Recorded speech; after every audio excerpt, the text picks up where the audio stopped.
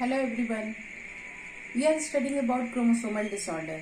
और हमें पता है कि क्रोमोसोमल डिसऑर्डर दो क्रोमोसोम में चेंज होने की वजह से होता है।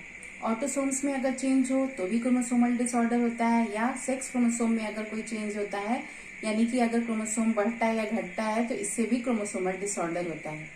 जिसमें लास्ट लेक्चर में हमने पढ़ा था कि ऑटोसोम्स में चेंज होने से कौन सा क्रोमोसोमल डिसऑर्डर होता है।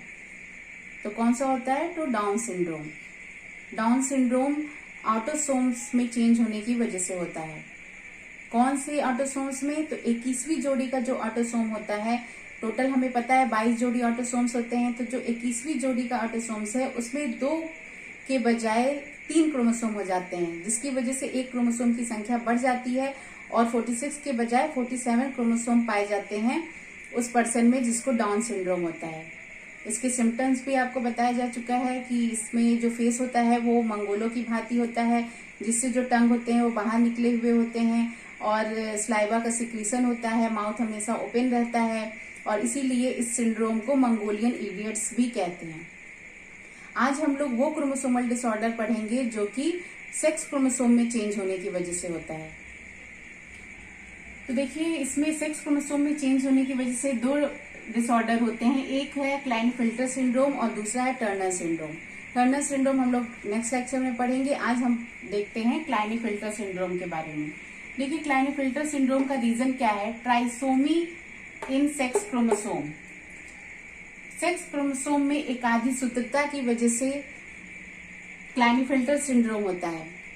एकाधिक सूत्रता का मतलब एक क्रोमोसोम बढ़ जाता है, यानी कि 46 के बजाय 47 क्रोमोसोम होते हैं उस पर्सन में जिसमें कौन सा सिंड्रोम होता है? क्लाइनफिल्टर सिंड्रोम होता है।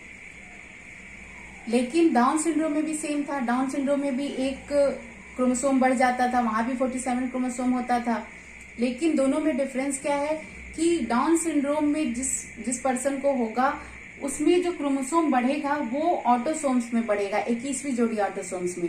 लेकिन यहाँ पे जो क्रोमोसोम बढ़ेगा वो सेक्स क्रोमोसोम में बढ़ेगा। देखिए, हमें पता है मेल का जो क्रोमोसोम होता है वो XY होता है, सेक्स क्रोमोसोम। उसमें एक X क्रोमोसोम बढ़ जाता है जिससे कि क्रोमोसोम हो जाता है XXY। और इस X क्रोमोसोम के बढ़ जाने की वजह से इसमें ऐसे मेल में कुछ फीमेल के सिम्टम्स आ जाते हैं, कुछ फीचर्स फीमेल के डेवलप हो जाते हैं। देखिए, तो क्या सिम्टम्स हैं इस सिंड्रोम के? वो फिनोटिपिकली तो वो मेल होते हैं, लेकिन उसमें कुछ लक्षण फीमेल के आ जाते हैं। देखिए क्या? First, gynaecomastia. गायनेकोमेस्टिया का मतलब होता है इनलार्जमेंट ऑफ मेमोरी ग्लैंड। दुग्ध ग्रंथियां विकसित हो जाती हैं और जिससे इनलार्जमेंट ऑफ ब्रेस्ट होता है। नेक्स्ट देखिए, एजोस्पर्मिया।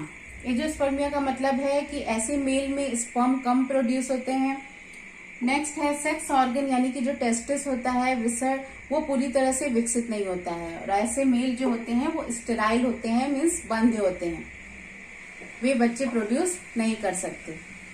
तो ये है क्लाइनफिल्टर सिंड्रोम के बारे में, जिसमें हमने देखा कि इसमें ट्राइसोमी की वजह से ये सिंड्रोम होता है। ट्राइसोमी का मतलब एक क्रोमोसोम बढ़ जाता है। कहाँ पे बढ़ता है? तो सेक्स क्रोमोसोम में एक क्रोमोसोम बढ़ता है। हमें पता है मेल का क्रोमोसोम XY होता है, जिसमें एक X क्रोमोसोम एक्स्ट्रा आ जाता है, जिसकी वजह से क्रोमोसोम XXY हो जाता है। तो जिसमें भी XXY क्रोमोसोम होता है उस पर्सन को कौन सा सिंड्रोम होता है? क्लाइनफिल्टर सिंड्रोम। और इसके सिम्टम्स हैं कि वो होते तो मेल हैं, लेकिन उसमें कुछ फीमेल के भी फीचर्स डेवलप हो जाते हैं, जैसे कि ब्रेस्ट का इनलार्जमेंट हो जाता है और साथ ही साथ ऐसे मेल स्टेराइल होते हैं जो कि स्पर्म प्रोड्यूस नहीं कर सकते। तो ये था क्लाइनफिल्टर सिंड्रोम। नेक्स्ट लेक्चर में हम लोग टर्नर सिंड्रोम के बारे में पढ़ेंगे और टर्नर सिंड्रोम भी सेक्स क्रोमोसोम में चेंज होने की ही वजह से होता है। Thank you.